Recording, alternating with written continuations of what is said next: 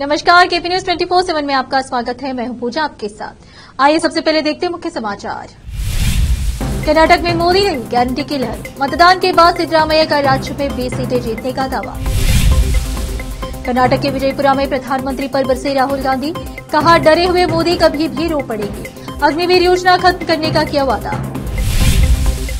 अजित पवार को राहत, निर्वाचन अधिकारी का दावा।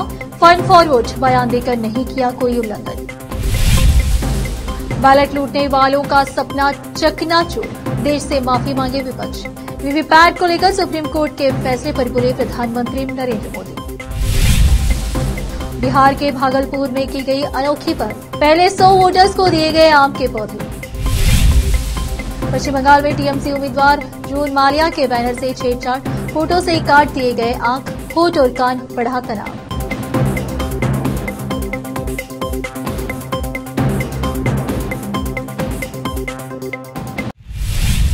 अब समाचार विस्तार से। लोकसभा चुनाव के दूसरे चरण के बीच कर्नाटक के मुख्यमंत्री सिद्धरामैया ने मोदी लहर को लेकर प्रतिक्रिया दी है। उन्होंने बताया कि कर्नाटक में कोई मोदी लहर नहीं है।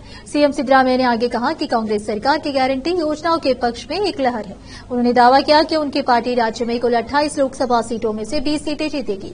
मतदान करने के बाद सिद्धरामैया ने मीडिया से बात की। उन्होंने कहा कर्नाटक में कोई मोदी लहर नहीं है, यहां केवल गारंटी की लहर है। कांग्रेस लगभग 20 सीटें जीतने वाली है क्योंकि हमारी सरकार की योजनाएं बिना किसी मध्यस्थ के जनता तक पहुंची है। हर महीने लोगों के बैंक खातों में पैसा पहुंचता है।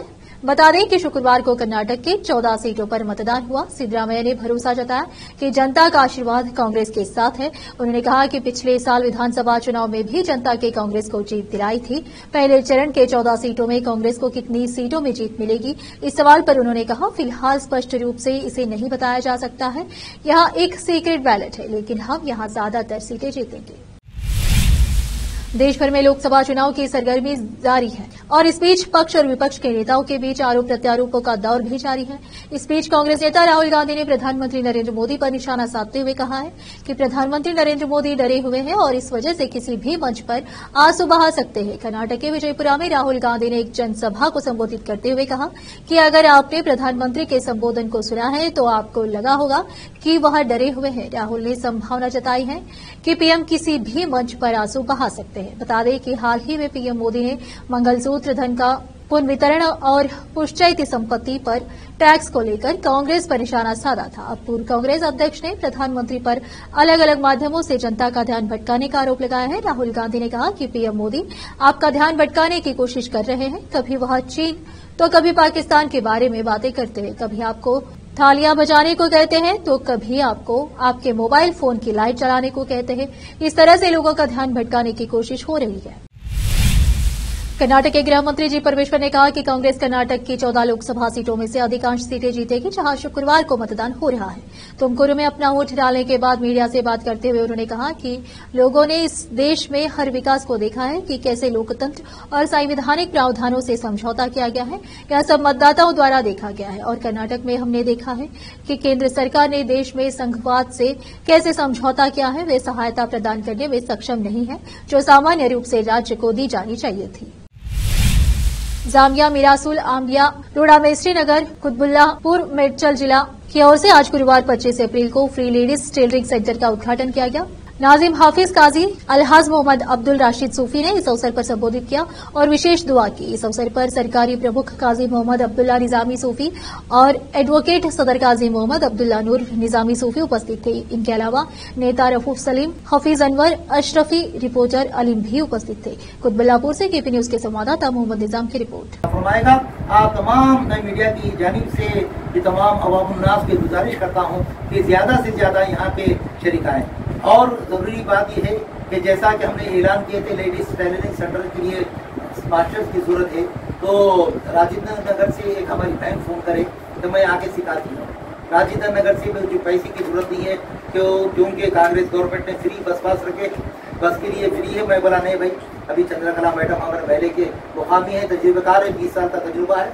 Madrasa Jamia Mirasul Islamic university and we are offering free ladies tailoring center for girls and ladies, and the timings will be 2 to 4 p.m. from every Monday to Saturday, and there will be no free, there will be no religion, no caste, no religion, no creed, no caste. Everyone can come here and Actually, the reason for this free tailoring is women empowerment.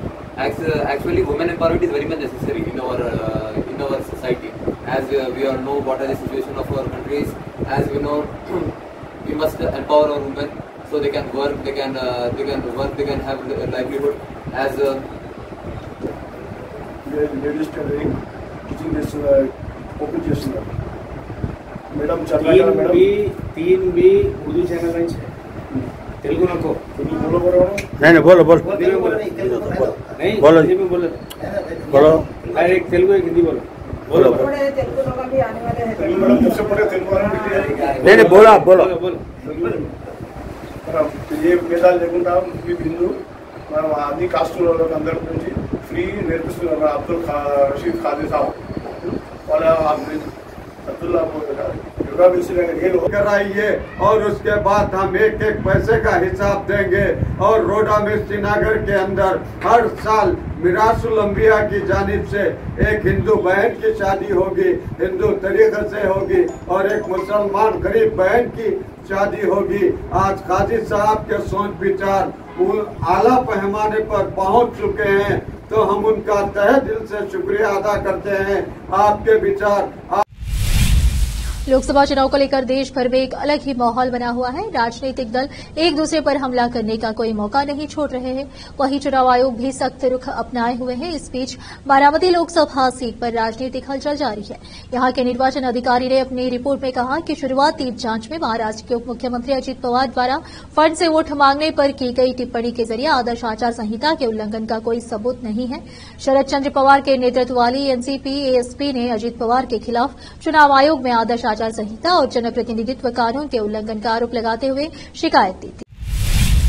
और फिलहाल एक छोटा सा break.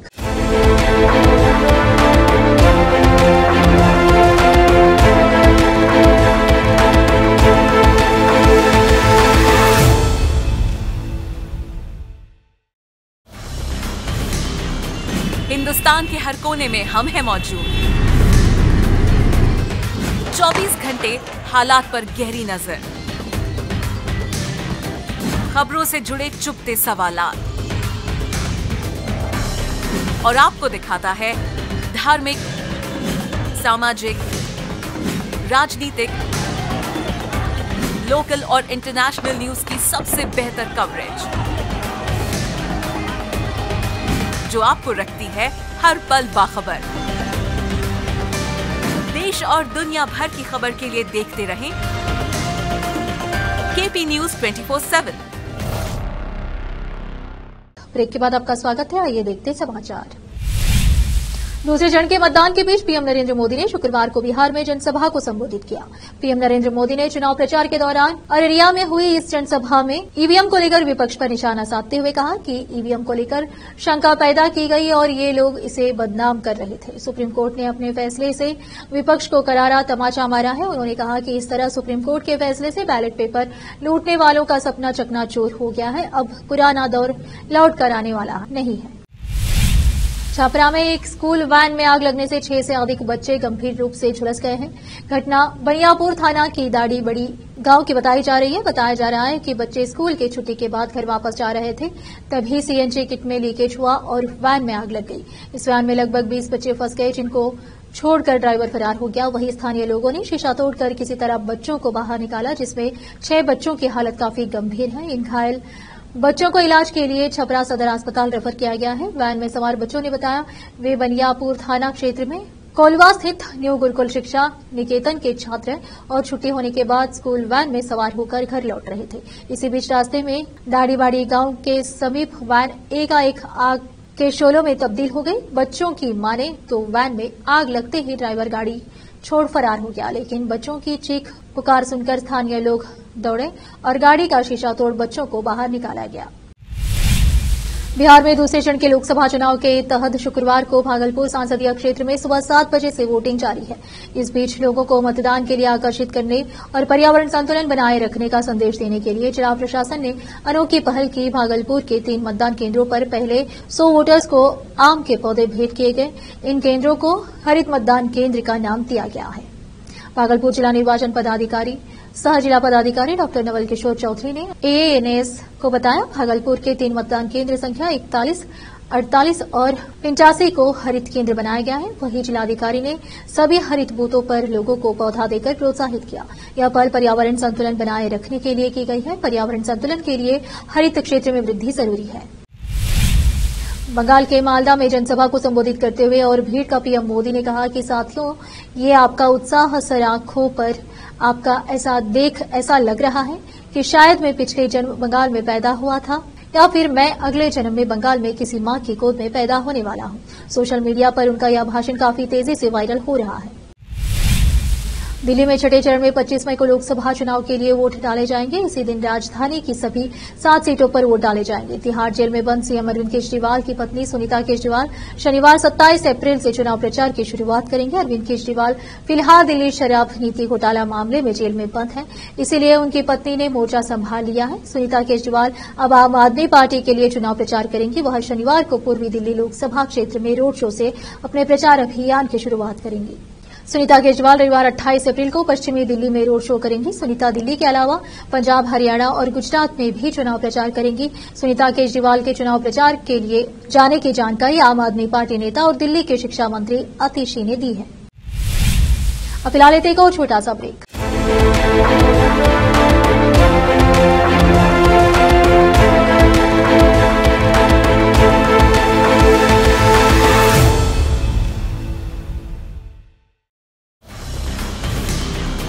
Hindustan के हर कोने में हम हैं मौजूद। 24 घंटे हालात पर गहरी नजर, खबरों से जुड़े चुपते सवालात और आपको दिखाता है धार्मिक, सामाजिक, राजनीतिक, लोकल और इंटरनेशनल न्यूज की सबसे बेहतर कवरेज जो आपको रखती है हर पल बाखबर। देश और दुनिया भर की खबर के लिए देखते रहें केपी न्यूज 24/7। ब्रेक के बाद आपका स्वागत है। आइए देखते समाचार। पश्चिम बंगाल में चुनाव की सरगर्मी के बीच तृणमूल कांग्रेस टीएमसी के एक उम्मीदवार की तस्वीरें से उनकी आंखें, कान और होठ काट दिए गए। इसे लेकर इलाके में तनाव और पनप गया। घटना पश्चिम मेदिनीपुर के नारायणगढ़ की है। शुक्रवार 26 अप्रैल सुबह देखा गया कि जून माल्या का बैनर फाड़ दिया गया है, जिसके बाद वहां बड़ी संख्या में सत्तारूढ़ दल टीएमसी के कार्यकर्ता एकत्रित हो गए। घटना की जानकारी तुरंत पुलिस को दी गई। हालांकि किसने बैनर फाड़ा, इस बारे में कुछ भी स्पष्ट नहीं है। टीएमसी का आरोप है कि पार्टी के झंडे भी फाड़ दिए गए। सत्ता पक्ष का आरोप है कि भारतीय जनता पार्टी के संरक्षण में बदमाशों ने रात के अंधेरे में इस वारदात को अंजाम दिया। वैसे बीजेपी ने साफ कर दिया कि इस वारदात से उसके पार्टी कार्यकर्ताओं का कोई लेना देना नहीं है। बिहार की राजधानी पटना से बड़ी खबर सामने आ रही है, जहां पटना एयरपोर्ट पर विस्तारा फ्लाइट तकनीकी खराबी की वजह से उड़ान नहीं भर सकी। मिली जानकारी के अनुसार पटना से दिल्ली जाने वाली विस्तारा की विमान यूके 718 में तकनीकी खराबी के कारण दिल्ली जाने से पहले ही विमान को रोका गया। हालांकि उड़ान की पूरी तैयारी हो चुकी थी, लेकिन अंतिम समय में जब पायलट को यह पता चला कि विमान के इंजन में तकनीकी खराबी है और उड़ान संभव नहीं है, तो विमान को मजबूरन रोकना पड़ा। बताया जा रहा है कि विमान में 100 से अधिक यात्री सवार थे और यह विमान दिल्ली से पटना पहुंची थी और वापसी में इसे दिल्ली के लिए जाना था, लेकिन विमान को वापस नहीं भेजा गया। 10:45 में इस विमान को दिल्ली के लोग उड़ान भरना था, लेकिन यात्रियों को इसकी सूचना दी गई कि विमान में तकनीकी खराबी है और उड़ान संभव नहीं है। आखिर में फिर एक बार देखते हैं मुख्य समाचार। कर्नाटक में मोदी ने गारंटी की लहर। मतदान के बाद सिद्धरामैया का राज्य में 20 सीटें जीतने का दावा। कर्नाटक के विजयपुरा में प्रधानमंत्री पर बरसे राहुल गांधी, कहा डरे हुए मोदी कभी भी रो पड़ेंगे। अग्निवीर योजना खत्म करने का किया वादा। अजित पवार को राहत, निर्वाचन अधिकारी का दावा, फंड फॉरवर्ड बयान देकर नहीं किया कोई उल्लंघन। बैलेट लूटने वालों का सपना चकनाचूर, देश से माफी मांगे विपक्ष। वीवीपैट को लेकर सुप्रीम कोर्ट के फैसले पर बोले प्रधानमंत्री नरेंद्र मोदी। बिहार के भागलपुर में की गई अनोखी पहल, पहले 100 वोटर्स को दिए गए आम के पौधे। पश्चिम बंगाल में टीएमसी उम्मीदवार जून माल्या के बैनर से छेड़छाड़, फोटो से काट दिए गए आंख, होठ और कान, बढ़ा तनाव।